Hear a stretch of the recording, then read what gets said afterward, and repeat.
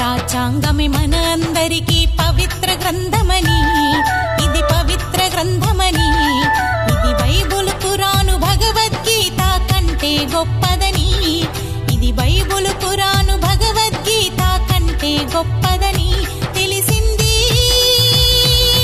రోజే, తెలియాలి ప్రతిరోజే. మన రాజ్యాంగమే మన